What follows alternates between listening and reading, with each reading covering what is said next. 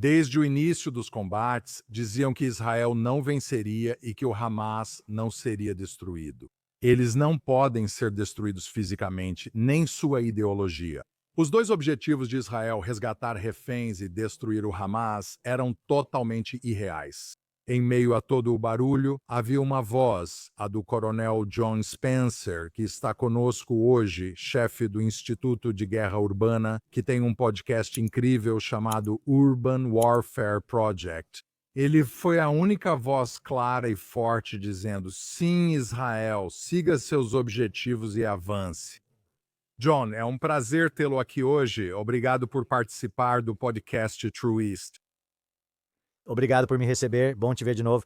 Você também. Então, entendi que você acabou de voltar de uma viagem a Israel, onde esteve presente no local. E acho que, pelas nossas conversas, você não tinha nenhuma informação privilegiada que mais ninguém tivesse de que a guerra iria acabar, tinha?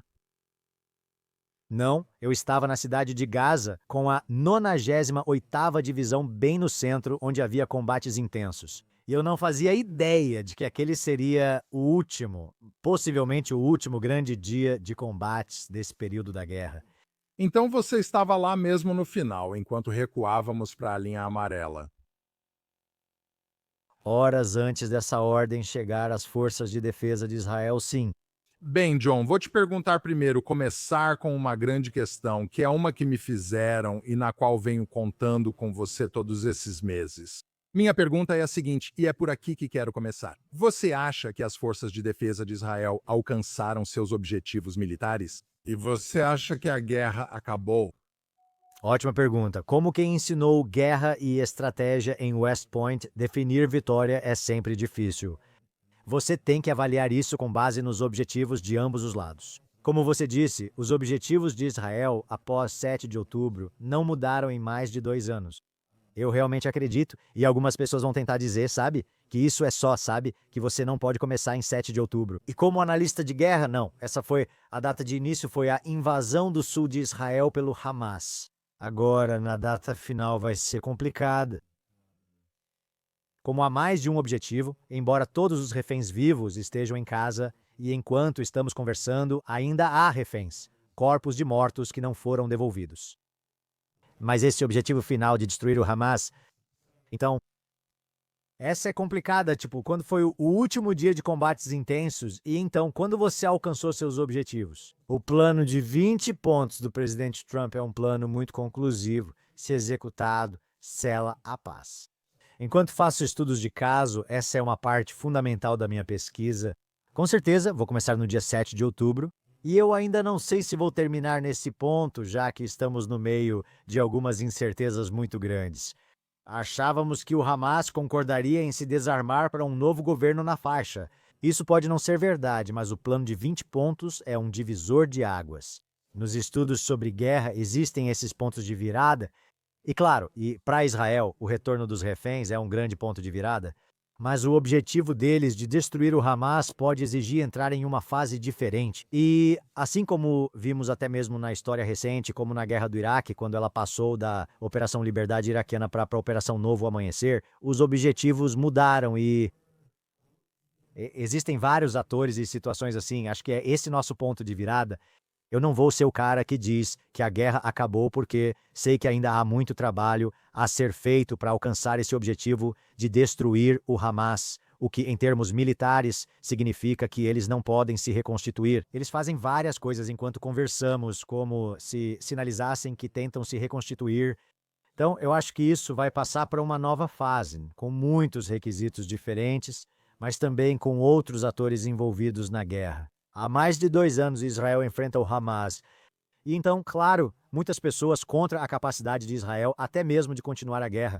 Agora, com essa transição, você tem outros governos diretamente envolvidos em assinar apoio para ajudar Israel a alcançar seus objetivos. E esse é um ponto de virada. Então, sabe, você realmente introduziu algo que eu acho que é na cabeça de todo mundo. É quase como se estivéssemos hesitantes em fazer a pergunta. Estamos aqui conversando e, graças a Deus, os 20 reféns já estão em casa. É um milagre. Acredito que o presidente Trump fez o impossível Acho que todos querem saber por quê. Podemos perguntar isso agora que os reféns vivos voltaram para casa. Claro, os corpos dos que morreram, e isso é incrivelmente doloroso, não estão sendo liberados aos poucos, em pequenas quantidades. Um dos 4 corpos identificados hoje tem DNA que não corresponde aos israelenses desaparecidos, o que pode indicar mais um ato de crueldade do Hamas ou um erro devido ao estado dos corpos. Mas por que, John? Você acha que o Hamas teria desistido dessa carta? Então é um conjunto de fatores. E você sabe, a guerra é política por natureza. A guerra é humana e incerta. Neste ponto, com base em tudo o que sabemos de domínio público, eu só faço pesquisas não classificadas, é que o fator de manter os reféns vivos, uma vez que a guerra é uma disputa de vontades. Por isso, desde suas primeiras declarações, achei que Israel poderia ter sucesso.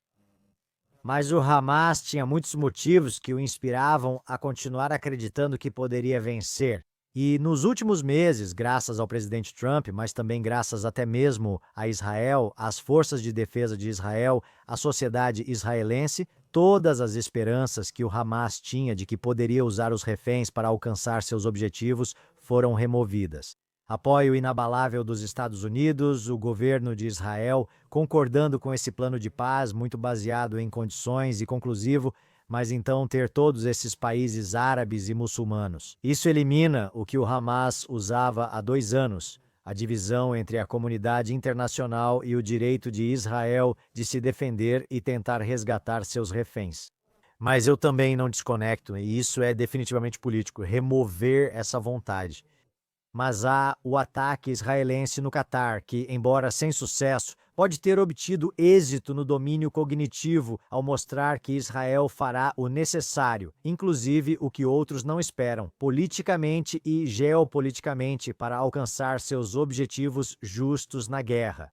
E, por fim, as forças de defesa de Israel. Então, como a Operação Carruagem de Gideão B, eu acho que ele eliminou as ideias do Hamas de que as forças de defesa de Israel simplesmente não avançariam para certas áreas por medo dos reféns. E foi realmente difícil fazer isso. Mas o fator de todas essas coisas combinadas no espaço e, claro, os Estados Unidos sendo o que somos, sem arrogância por ter esse apoio inquestionável, não só com o presidente Trump, mas também com o secretário Rubio, todo mundo, foi uma parte enorme para convencer o Hamas de que a estratégia de usar os reféns, que funcionou em todas as guerras anteriores, eu até escrevi o estudo de caso da Primeira Guerra de Gaza, em 2008, sabe? É uma estratégia que funcionou para eles, mas tudo isso junto, esses 3 fatores, chegou ao ponto em que eles acreditaram, né? E eu não acho que eles concordaram com uma rendição unilateral, mas concordaram que, graças até mesmo ao Catar, ao Egito, a todos os seus aliados, abertamente ou em segredo, os convenceram de que precisavam fazer isso. Embora provavelmente acreditem que têm estratégias, eles confiam no cansaço das nações para tentar se manter no poder e fazer outra coisa. Sobre o avanço com os reféns, não acredito que tenha sido só um fator, todos esses fatores se encaixaram. Tanto a administração dos Estados Unidos da América, todos os países muçulmanos e árabes, as operações das forças de defesa de Israel e a disposição de Israel em fazer o que fosse necessário removeram essa esperança, porque a guerra é uma disputa de vontades. E isso convenceu o que restou do Hamas. E usamos essa designação unilateral para o Hamas. Você sabe, um partido político é uma facção guerrilheira militar, é uma ideologia, todas essas coisas. Então, o que é o Hamas hoje, embora alguns dos bilionários no Catar sejam os mesmos, não é o mesmo que era em 7 de outubro. Você lida com pessoas diferentes, algumas influenciadas que precisam influenciar tanto no Catar quanto em Gaza. Bem, deixa eu te fazer uma pergunta aqui. Estamos seguindo um acordo que foi criado pelo presidente Trump, ao estilo Trump, reunindo uma enorme quantidade de pessoas, totalmente baseado em ruptura, exatamente como ele fala em A Arte da Negociação, coloca as pessoas à mesa, fecha o acordo, reúne todos esses países para assinarem. E isso coloca pessoas na mesma sala que, você sabe, estão em conflito, seja, você sabe, do lado muçulmano da equação ou até mesmo do lado israelense da equação, com os acordos de Abraão, tendo feito a paz e potencialmente uma paz futura entre participantes como Indonésia, Arábia Saudita e muitos outros que estão se apresentando, uma das coisas que estou ouvindo, e quero saber o que você ouviu quando esteve aqui, é que alguém me disse hoje: olha, o presidente Trump fez o impossível, ele trouxe os reféns de volta. No entanto, ele acha que você pode resolver os problemas do Oriente Médio com dinheiro. E ele está ignorando o fato de que o Hamas é um agente irracional e não pode ser comprado. E, portanto, seus planos financeiros para a faixa de Gaza e assim por diante não vão mudar a ideologia do Hamas. E eu sei que você tem sido um verdadeiro defensor da ideia de que precisamos primeiro, se me permite dizer, remover o poder militar do Hamas, e só então poderemos mudar a ideologia deles. Mas é realista com um plano como esse mudar a ideologia do Hamas e erradicá-la de Gaza? Isso é necessário? Então, o final é muito fácil de responder. É essencial para a paz, tanto para Israel quanto para os palestinos. O Hamas e a radicalização, a contínua radicalização da população, precisam parar, ou isso será apenas uma pausa no ciclo de violência. Sei que muitos dizem, enquanto o passado é um prólogo, você não entende o Oriente Médio. Isso já foi tentado no passado, sabe? No sul do Líbano, em outras áreas, em Gaza. É só a mesma história, em uma época diferente. Eu não vejo dessa forma. Também não vejo o mesmo ponto de vista da doutrina Trump, se é que podemos chamar assim. Claro, ele é um empresário. Ele ama dinheiro. E isso faz parte das 4 formas de poder nacional que ele utiliza intensamente. Você tem diplomático, tem informação militar e econômico. E ele adora o poder nacional econômico e deveria mesmo. Mas ele também realmente incorpora, e eu tento me manter fora da política como analista militar. Mas nos venderam uma mentira sobre a guerra por muito tempo, de que você pode negociar com atores irracionais. Todo mundo só quer ter seus interesses atendidos. E a guerra, de novo, acho que nos venderam uma mentira. E o presidente Trump e seus conselheiros definitivamente entendem a força, a paz através da força. Isso envolve o aspecto econômico e militar, como vimos na Guerra de 12 Dias, como você está vendo até mesmo agora com os cartéis de drogas, o presidente Trump usará força militar e não hesitará em fazê-lo, claro, calculando e avaliando todos os riscos, tentando todos os meios diplomáticos possíveis. E é isso que eu entendo quando ele diz que conversou com o Hamas, e eu sei que ele ligou várias vezes durante as negociações. Ele disse: me disseram isso, e se não gostarem do desarmamento, Trump afirmou que disseram que iriam se desarmar. Quando eu estava em Israel, as pessoas não acreditavam que isso fosse possível, achavam que nunca fariam isso. Eles querem o modelo do Hezbollah tecnocrata que permite outro governo entrar. Eles mantêm suas armas, que é um modelo bem, do Hezbollah, mesmo que o Hezbollah esteja envolvido na política. Mas no Líbano, eles tinham o seu exército dentro de um Estado que tecnicamente não era o exército do Estado, mas isso é uma longa conversa. Acho que é por isso que tenho tanta esperança nesse plano, porque ele aborda todos os fatores para acabar com uma guerra. Ele diz que não me importo com o Hamas, mas sim com o povo palestino. Eu me importo com os interesses dos líderes da região, e é por isso que essa ideia de que você tem que negociar com o Hamas, você tem que fazer isso. Não, você não tem. Eles começaram uma guerra. Eles perderam uma guerra. Eles não têm direito a nenhum interesse nas consequências. Agora, vários países dizem: faremos parte das soluções. Então, o fato de que o plano de 20 pontos, acho que é o ponto 13 ou 17, diz que se o Hamas atrasar, se o Hamas romper com o plano, isso continua, o que é muito bem pensado até mesmo na capacidade de tomar um pequeno setor, o que é algo muito histórico em guerras, e começar a reconstruí-lo. É livre do terror do Hamas. Depois, aplica-se sistematicamente a estratégia do bloco de tinta em toda a faixa de Gaza. Você começa a reeducação, como todos esses fatores. É por isso que eu acho que, pessoas que pensam que isso é apenas um acordo econômico entre todos esses líderes diferentes. Não é isso que estou vendo. É algo muito bem pensado, até mesmo levando em conta os aspectos irreconciliáveis do Hamas e o que estamos vendo agora. Até o presidente Trump percebe e responde a isso. É horrível.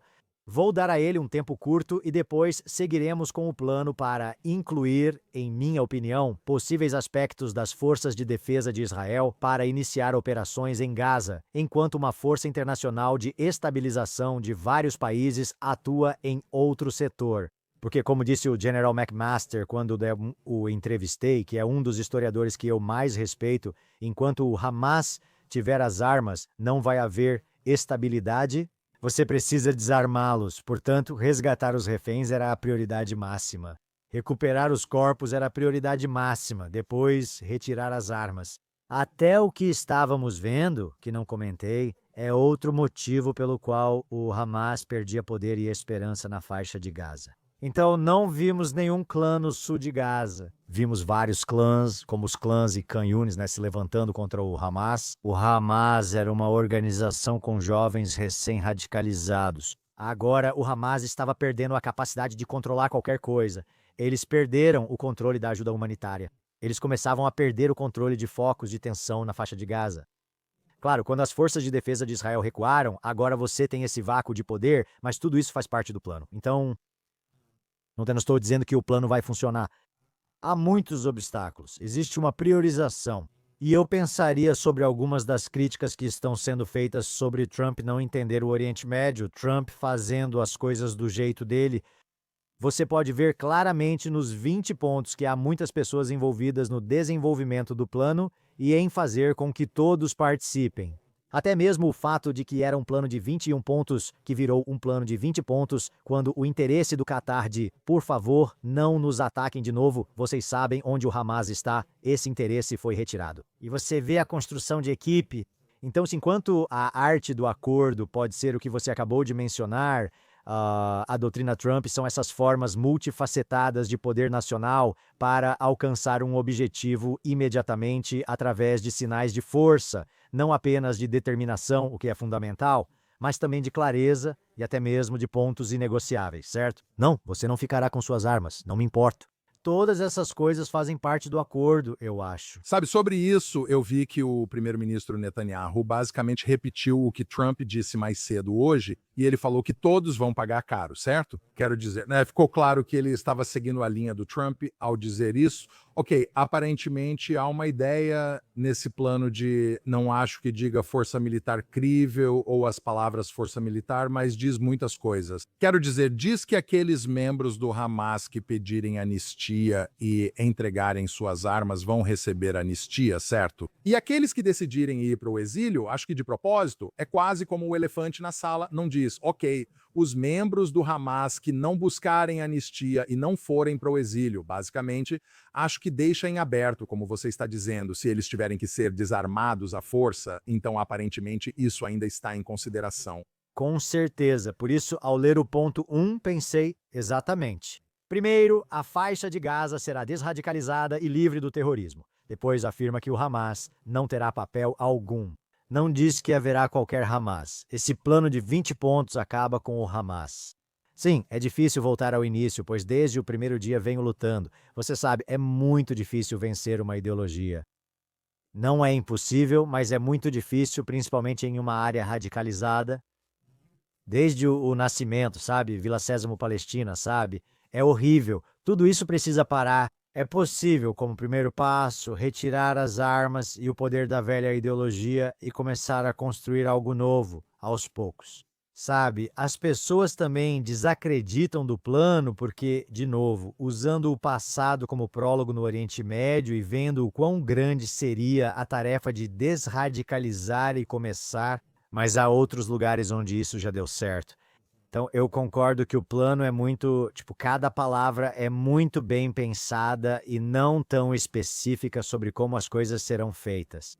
Porque eu acho, pessoalmente, de novo, mesmo dentro desses 2 anos de guerra, a forma como o exército do Hamas foi destruído não foi de uma só maneira. Isso aconteceu de várias maneiras.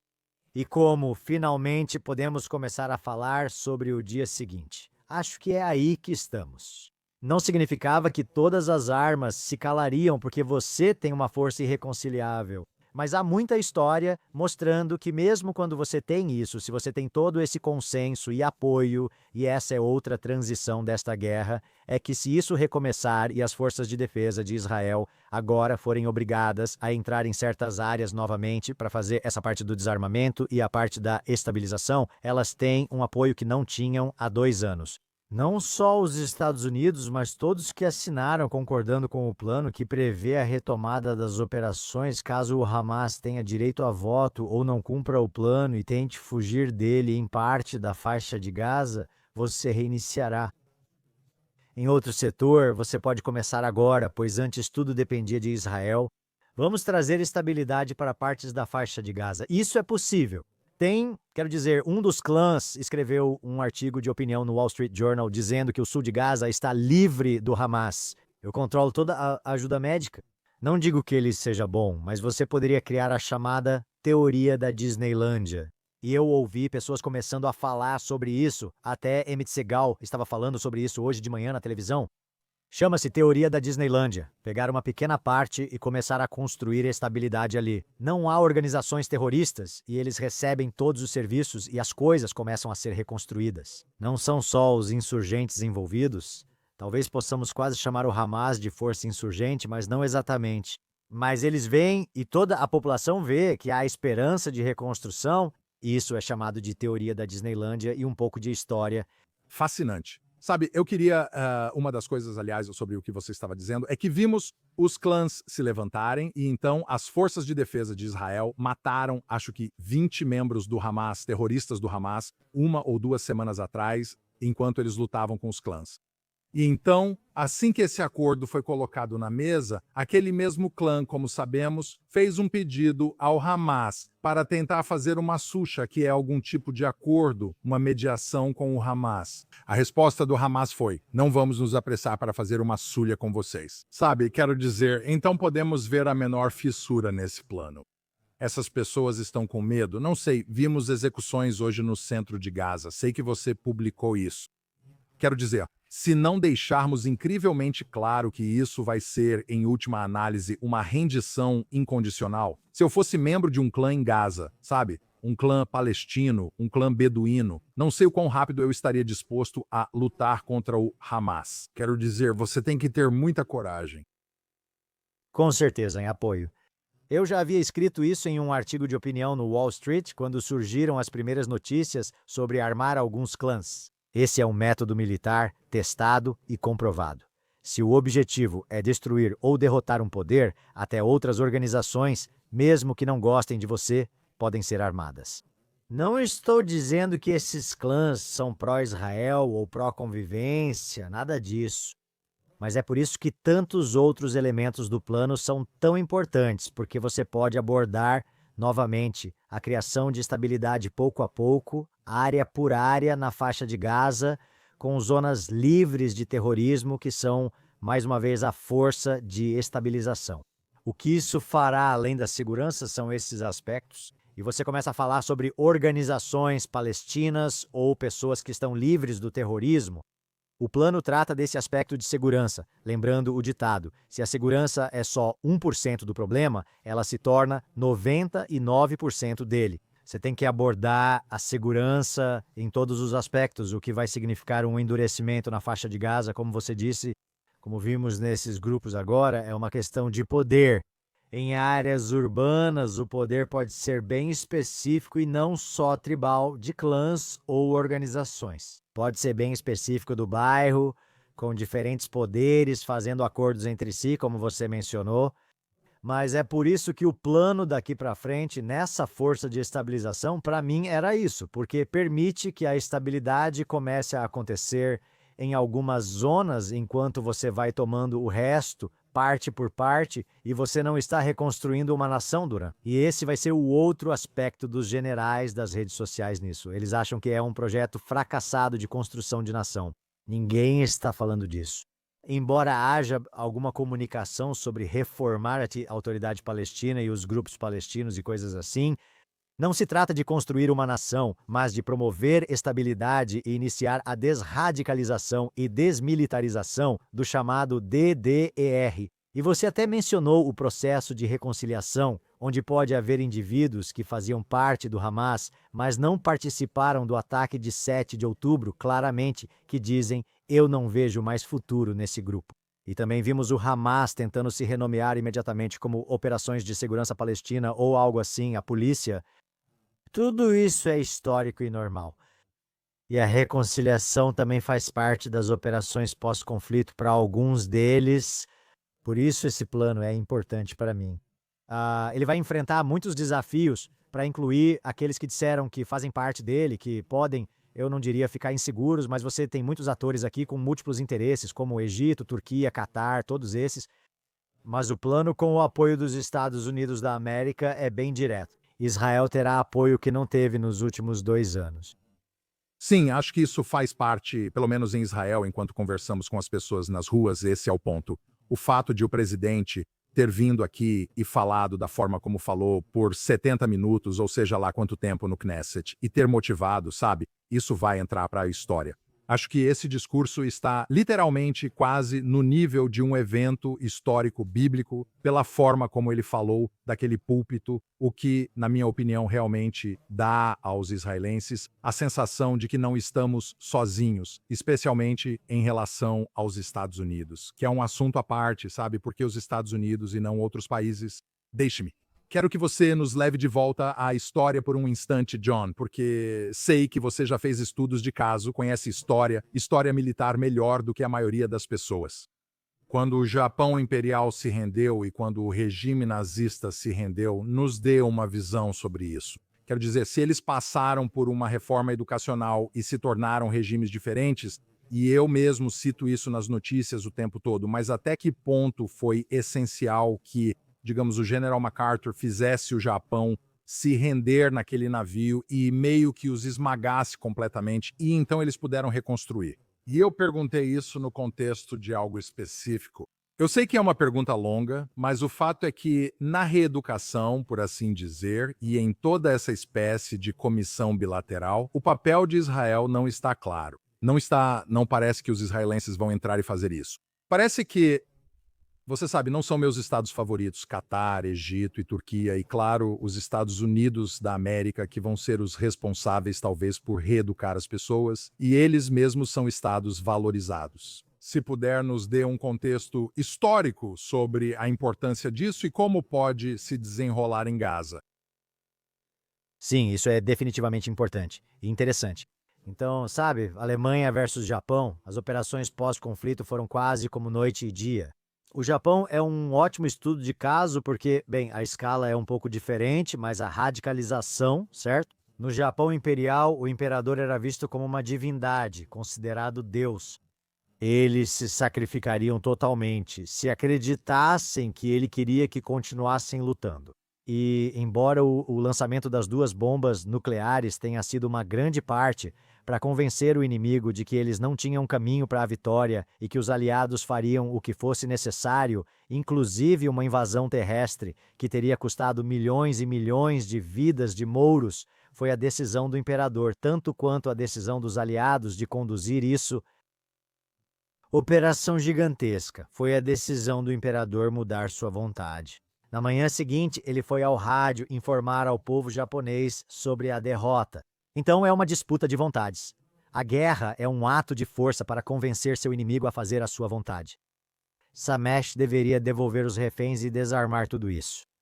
No final da Segunda Guerra Mundial, para o Japão Imperial, era convencer eles a se renderem unilateralmente. Não só no coração dos combatentes que lutariam até a morte pelo imperador, mas também o próprio imperador. Essa foi uma razão importante para mantê-lo no governo, já que seu papel em convencer o povo da derrota era fundamental. Na Primeira Guerra Mundial, o grande problema com a Alemanha foi acreditar que haviam sido apenas prejudicados, o que acabou plantando as sementes para a próxima Guerra Mundial. Para essa vergonha, agora você está certo. Então essa é a diferença quando se trata de convencer seu inimigo a fazer a sua vontade. O imperador falou ao povo como se fôssemos derrotados. Mas então, para dar a eles algo, se você realmente traduzir isso, para reformas lideradas pelos palestinos, mesmo na faixa de Gaza, e você tiver países muçulmanos e árabes assumindo grande responsabilidade nisso, isso será importante, culturalmente, para o povo palestino em Gaza. Mas então, o outro elemento que você mencionou, a desradicalização, novamente, né, o Japão é um ótimo estudo de caso, porque eles quiseram fazer isso imediatamente. Então, em todas as escolas do Japão, na verdade, os professores tinham que conduzir os alunos a abrir os livros e pegar um marcador preto para riscar e cobrir qualquer coisa anti-ocidental ou pró-interesses imperiais, basicamente. Esse foi um momento enorme. Não sei se você sabia disso. Isso é uma parte enorme disso. Isso é inacreditável. Eu realmente não sabia disso. Com certeza. E isso foi antes de eles receberem o novo currículo, certo? Para radicalizar a população, é conhecido que se deve começar pelas escolas. E toda ditadura realmente tirânica, população radicalizada, é só olhar para os livros deles e as histórias que eles contam, coisas assim. E se você olhar para as escolas palestinas da UNRWA, só cerca de 50%, mas o resto era horrível. Mas sim, absolutamente. No Japão, é um bom estudo de caso antes de obterem novos livros didáticos. E é realmente um sinal de derrota que os professores das crianças tiveram que guiá-las nesse processo de riscar todas as coisas que estavam radicalizando elas em seus livros e reiterar a mensagem, o que leva tempo, que não estamos mais fazendo o que fazíamos antes. Perdemos a guerra. Vamos continuar em frente. Ainda teremos um caminho a seguir. Tudo isso fazia parte de todo o grande trabalho que MacArthur e as comissões lideraram. Mas essa reforma educacional, em grande parte, chega até questões como parafernália e afins. E isso faria parte disso. E, novamente, algumas pessoas acham que é muito difícil porque é algo muito grande de se fazer. Embora, você sabe, Gaza, especificamente, embora não devamos deixar de fora as reformas da Judéia, Samaria ou da Cisjordânia também, porque isso faz parte do plano de 20 pontos, que é analisar essas questões, seja o programa de pagamento para matar, a educação terrorista nos livros, o que eles dizem. Mas sobre Gaza, apesar de ter 2 milhões de habitantes, já lutei em um bairro de Bagdá com a mesma população. É uma cidade de 6 milhões. E se você olhar para o Japão Imperial, não é a escala disso, são os princípios disso, certo? Então, o fato de o plano dizer que vamos fazer isso, o Conselho de Paz que você mencionou ainda não teve seus membros definidos. Você sabe, o presidente Trump diz, eu faço parte disso. Olha, eu acredito nele. Existem células do Conselho e grupos de trabalho fazendo isso. Então, quem lidera a reforma educacional, novamente, seja nos Emirados Árabes Unidos, Arábia Saudita, países árabes muçulmanos que realmente demonstraram capacidade de criar uma educação de verdade que não radicaliza, isso será uma parte fundamental disso. Acho que as pessoas estão meio que, têm o direito de serem hesitantes e cautelosas em relação a isso. Mas existem exemplos que desradicalizam populações inteiras. Não é questão de escala e sim de comprometimento. E eu vejo no plano e em todos os atores, mesmo se você olhar para a cúpula no Egito, você tem que cumprir o que promete e agir, não só falar. Estou vendo sinais de um caminho para a paz, muitas coisas podem desviar dele, e isso não é como antigamente. Isso não foi tentado antes, é conclusivo. Interessante. Então isso é realmente algo novo, quase como um novo experimento, de certa forma. Eu entendo que é baseado em certas coisas que já aconteceram, mas parece que juntar tudo isso, né, o que está acontecendo em Gaza, é, de certa forma, um novo experimento, colocando todos esses fatores juntos.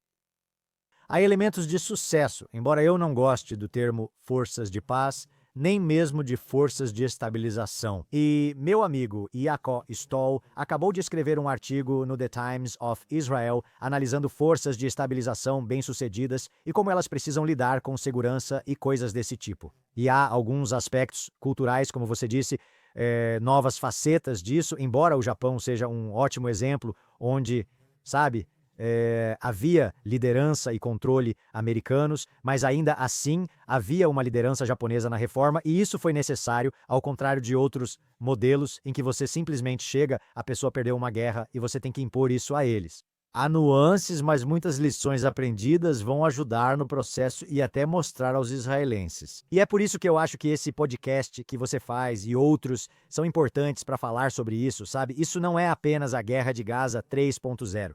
Isso é, mano, há muita novidade aqui. Não é, sabe, a primeira guerra do Líbano, até a segunda guerra do Líbano. Tem muitas palavras aqui e você precisa acompanhar isso com ação. Mas eu acho que há o compromisso de fazer algo diferente neste local, aproveitando as melhores práticas de outros lugares. Sabe, João, algo que agora meio que me ocorreu enquanto conversava com você é aquele primeiro ponto. E eu acho que você realmente acertou em cheio e foi como se uma luz tivesse acendido para mim. Se você olhar para os 20 pontos, o primeiro ponto é realmente o que une tudo isso. Então, acho que o que estou pensando, sabe, é quase como se rebatizássemos o plano de 20 pontos como sendo condicional ao primeiro ponto. Não são 20 pontos individuais. E, portanto, de novo, não estou tentando ser político, mas quero dizer isso que o pai deste projeto é Donald Trump. Portanto, é melhor colocarmos esse plano em prática rapidamente enquanto ele é presidente dos Estados Unidos, porque se você não tiver essa pessoa, sabe, foi isso que faltou em Palat, Líbano, em 2006. Eu também lutei na Segunda Guerra do Líbano e tivemos o 1701 e criamos a Força Interina das Nações Unidas no Líbano. Faltou alguém com poder para garantir que a Força Interina das Nações Unidas no Líbano cumprisse seu dever e eles não fizeram isso. E então o Hezbollah, pelo que entendi do que você está dizendo, isso precisa ser tentado e colocado em prática enquanto o presidente Trump estiver na Casa Branca, basicamente. Com certeza, e eu acho que isso é novamente uma das. Concordo totalmente com você. E algo comum no Oriente Médio e em insurgências, caso cheguemos a isso, é ouvirmos. Você tem os relógios, eu tenho o tempo. E eles simplesmente vão esperar, certo? Eles esperam um mandato presidencial passar. Eles esperam todas essas coisas passarem. E isso pode estar na cabeça deles de que só precisam sobreviver a esse período, então você está certo. Mas a desvantagem, o lado ruim disso, é que Trump não é paciente. Ele não é sobre. Mesmo quando ele comenta sobre devolução de reféns e desarmamento. Você está absolutamente certo ao dizer que muitos fatores disso precisam ser implementados rapidamente, não só para que as coisas sejam feitas nesses, você sabe, 3 anos do presidente Trump ou na política de Israel, que, claro, também é um fator. Mas, novamente, como um sinal para o inimigo, é uma questão de vontade. Então, convencê-los de que você não vai esperar por isso. Sua estratégia de retomar o poder, mudar de nome, dizer que não vai abrir mão das armas de defesa, isso não vai funcionar. E você tem que implementar isso rapidamente. E estou vendo esses sinais enquanto conversamos, mesmo que você não faça isso, sabe? Ou desarma do jeito fácil ou do jeito difícil. Tudo já foi discutido. Existe um plano para isso, e não é para depois. E acho que algo que você disse foi realmente importante para mim, assim como quando eu rebato os pessimistas, mesmo se você voltar para Oslo, certo? No livro O Caso pela Democracia, Natan Sharansky destaca momentos-chave e defende que tudo seja baseado em condições. Não tenha apenas aspirações ou presentes. Tudo em um plano de 20 pontos, como você mencionou, é baseado em condições, até mesmo para a autoridade palestina. Sim, você pode participar disso após se reformar e confirmarmos sua aposentadoria. Essa foi outra parte do plano, diferente das anteriores, e é preciso dar crédito ao presidente Trump e sua administração. É baseado em condições em quase todos os pontos. Não é simplesmente, sim, vamos te dar isso. Estamos elaborando um plano de fases para o acordo baseado em condições. Mesmo sem revelar prazos, já vi repórteres pressionando. Quanto tempo vocês vão dar para entregarem os corpos ou se desarmarem? Se ajuda, o histórico dele nos últimos 8, 9 meses mostra que não faz tanto tempo. Ele não vai dizer quanto, mas não é muito. O relógio dele marca dias, não meses. Isso mesmo. Sabe, João, quero te levar para o subsolo por um instante, onde você se destaca, e eu vou, mais uma vez, dizer que, ouvindo seu podcast sobre guerra urbana, uma das percepções para mim foi sobre o que você chamou de Doninhas, que é o subterrâneo de Israel conhecido como Yahalon, e um elemento de Yalon, que cuida da guerra em túneis. Trump se referiu à segunda fase ontem, os corpos ainda não chegaram em casa. A segunda fase que precisa começar agora é a desmilitarização ou destruição da infraestrutura do Hamas. E eu sei que você comentou sobre isso. E eu acho que, para mim, para os telespectadores e ouvintes, nós queremos derrotar o Hamas, desmilitarizá-los. Por que há tanta ênfase em destruir os túneis? Quero dizer, são tantos e eu já estive neles. Você já esteve neles. São centenas de quilômetros de túneis. Parece uma tarefa colossal. Até que ponto destruir túnel por túnel adianta se o Hamas não pode simplesmente cavar outros? Por que isso é crucial para vencer o inimigo? Isso porque esse tema é tão grande que precisaríamos de um podcast só para falar sobre a história da guerra de túneis e como eles são reutilizados por novos grupos. Esses túneis especificamente, porém, o que foi construído em Gaza nunca foi visto na história, de verdade. Túneis enormes já foram vistos em várias guerras. E eu sei, na verdade, já estive na antiga cidade de Davi, no túnel de água, e como ele era usado na Jerusalém antiga. E foi uma honra ter esse episódio do podcast, porque é algo antigo, mas esses túneis coincidem com o Hamas ou qualquer outro grupo que viria depois, usando a superfície como escudo e sacrifício para a estratégia de resistir e esperar a condenação internacional e as guerras do TikTok.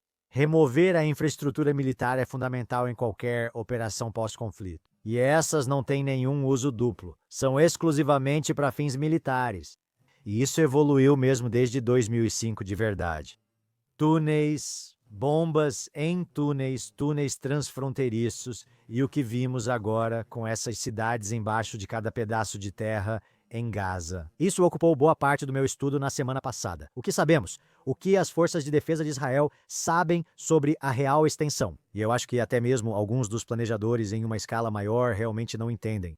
Acho que eles entendem que isso é parte da desmilitarização, tão importante quanto o desarmamento, pois esses túneis ainda dariam capacidades militares. Por isso se chama infraestrutura de esconderijo, planejamento e armazenamento de mercadorias contrabandeadas, entre outras coisas.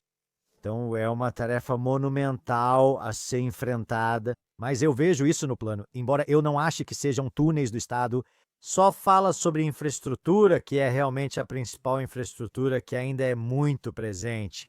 Você mencionou uma estimativa de 500 quilômetros, mas após minha visita recente e considerando a sobreposição de túneis, acredito que pode ser quase o dobro disso.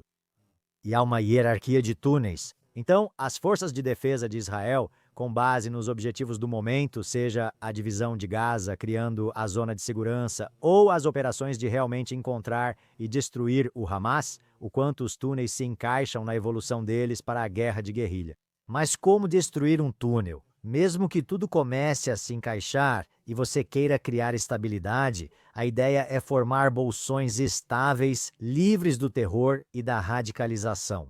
Você, claro, teria que lidar com o subterrâneo nessas áreas, e isso, novamente, as pessoas vão dizer que é difícil demais. Nem vejo como isso é possível se eles pegarem o maior número. E eu lido muito com pessoas usando números. Mas agora, em uma área menor, há menos infraestrutura de túneis. Então, qual é a melhor maneira de destruir a infraestrutura? As forças de defesa de Israel passaram 2 anos mapeando a rede terrorista, sem necessariamente destruí-la. E então evoluindo as formas de destruí-la, passando de métodos que já eram conhecidos para inovações que foram criadas agora, como a mistura de água e concreto para criar um preenchimento semelhante ao concreto, sobre o qual você pode construir. E eu acho que isso é uma parte enorme quando começamos a falar sobre criar bolsões de estabilidade desmilitarizados na faixa de Gaza. Será todo esse trabalho que as forças de defesa de Israel fizeram por 2 anos para mapear cada centímetro desse metrô de Gaza, como eles chamam. E ainda há descobertas que precisam ser feitas. Então, se você pensar no Egito, que está trazendo escavadeiras e guindastes agora, você começa a cavar. Primeiro, há um grande problema de munições não detonadas, que exigirá muitos recursos. Por isso, esses países ainda não detalharam quais recursos vão fornecer, mas a remoção de minas deve ser uma parte importante disso. À medida que você começa a aplicar essa teoria da Disneylândia, de criar bolsões de zonas estáveis e desmilitarizadas com liderança local palestina, todos esses elementos de escavação e garantir que os túneis sejam destruídos ou preenchidos vão ser uma grande parte disso. Então, Mesmo quando o Hamas muda de nome, o que já fez, e você pode ver, isso faz parte da estratégia das pessoas irredutíveis e radicalizadas, que são muitas, e isso leva tempo, anos, décadas. Começar o processo educacional para desradicalizar seria se você deixasse para eles esse ativo dos túneis, mesmo para a segurança local, seria um grande problema para qualquer força de estabilização, o que, de novo, em Gaza é um pouco diferente porque não será Israel. Mesmo do ponto de vista social, Israel não vai governar partes de Gaza. Isso está claro desde o primeiro dia. Então, qualquer nova força de estabilização, você não quer que eles enfrentem o pesadelo de um terrorista, muito menos de qualquer grupo, tendo essa cidade subterrânea para desestabilizar áreas e fazer com que esse país, em um nível muito estratégico, não queira fazer parte do trabalho que precisa ser feito. Então eu entendo isso. Por isso é tão importante, porque é um grande recurso militar para qualquer um, não só para o Hamas, usar e impedir que esse plano avance. Sabe, João, não é apenas uma tarefa monumental. Parece que essa é uma tarefa que nunca foi repetida na Terra. Quero dizer, agora que você está dizendo que não só estamos destruindo os túneis do nosso inimigo, mas temos que fazer isso de uma forma que no futuro possam construir universidades e escolas em cima deles. E, portanto, se você deixar um grande vazio debaixo da terra, quero dizer, deixe-me te perguntar uma coisa, e com isso quero encerrar. Seu tempo foi muito precioso. O que Israel fez, como você e eu sabemos, e muitos dos nossos ouvintes e telespectadores talvez saibam, é algo que o mundo nunca viu em termos de condução da própria guerra e em termos de pensar no que é melhor para o inimigo e para o crescimento futuro deles. O que você acha? Quando isso vai acontecer? O mundo vai olhar para trás e dizer: "Uau, foram os israelenses que fizeram isso. Aprendemos com Israel que foi líder e queremos ser como eles." Tem uma lista de cerca de 20 lições táticas baseadas na minha experiência em guerra urbana. Acho que há um padrão israelense de guerra, sobre o qual já escrevi bastante e que é exclusivo de Israel. 2 pesos, 2 medidas, legitimação e demonização. É algo muito único de Israel, mas ainda assim existem lições estratégicas de guerra que podem ser aprendidas com Israel, como o fato de que é uma disputa de vontades. Muitas pessoas, inclusive conhecidas minhas que se dizem especialistas, aconselharam Israel e outros países a simplesmente parar e aceitar o cessar-fogo imediatamente. Você não alcançará seu objetivo provando que guerras não se vencem assim. Não é assim que se alcança a paz. Se você parar agora, empurrar o problema para depois, esse é o ciclo da violência. Então, nesse nível muito estratégico, outras nações agora vão olhar para trás, já que temos guerras acontecendo no mundo neste momento. É que nos disseram uma mentira de que chega um ponto em que não vale o custo. A liberdade vale um alto custo, isso é histórico. E a sobrevivência da nação de Israel, essa nação muito pequena, em um bairro muito difícil, fez o impensável novamente. Há nuances nisso e em como venceram uma guerra em 7 frentes. Mas na guerra em geral é um confronto de vontades e vale a pena lutar por isso. E não dê ouvidos a essas instituições terríveis, até mesmo acadêmicas, que têm esses ideais sobre a guerra. Há coisas que valem a luta. E você pode vencer, desde que mantenha a determinação de alcançar um objetivo muito legítimo. Infelizmente, vivemos em um mundo onde especialistas afirmam que não é possível vencer, pois tudo se resume a números. Para Israel, é o status político e a comunidade internacional você é visto como um estado pária, embora esses fatores existam, a sobrevivência da sua nação, o papel de um estado-nação de proteger sua população, são fatores mais importantes e sim, quando atacado, você pode vencer uma guerra, e é uma disputa de vontades. Israel vai mostrar que a sociedade israelense e a liderança de Israel sabem como lidar até mesmo com o cenário geopolítico atual. Você sabe, a pior coisa de lutar sem aliados é lutar sem eles, como Churchill disse famosamente. E acho que Israel reiterou essa lição. Sabe, alguns aliados são mais importantes do que outros. Há algumas lições muito estratégicas. Mas para mim é uma lição de, Existem alguns princípios comuns já testados sobre guerras de sobrevivência, e essa foi uma guerra de sobrevivência em Israel. Outras nações deveriam aprender muito com essa experiência de Israel, porque tentam negar, não é um problema tão grande assim, esses ideais de apaziguamento, a ideia de contenção, há tantas lições aqui que eu espero que o mundo aprenda. Sabe, Coronel John Spencer, eu tenho que dizer que a memória do povo judeu e da antiga Israel é muito longa. Podemos olhar para trás e ver momentos em que ficamos sozinhos. Ficamos sozinhos contra a Síria, a Babilônia e Roma, como vimos na cidade de Davi. E o Holocausto e outras situações em que ficamos sozinhos, mas não totalmente, pois pessoas justas viram a verdade e foram levadas conosco pela história e para o futuro em nossa memória nacional. E eu quero dizer, John, que estamos em um ponto de virada importante nesta guerra e eu realmente valorizo não só seus insights, mas sua coragem e sua fé em Israel e sua capacidade de enxergar a verdade e não se deixar levar pelo derrotismo do mundo é realmente precioso e falo em nome de todos os telespectadores e ouvintes. Obrigado por ser uma luz para nós. Acredito nisso e veremos como isso se desenrola. No futuro, adoraria receber seu feedback sobre a fase final e a paz regional no Oriente Médio, quando Israel terá que se acostumar como potência regional. Com certeza. Obrigado, Doron, e obrigado pelo que você faz. Foi uma honra conversar com você. Igualmente. Obrigado, John.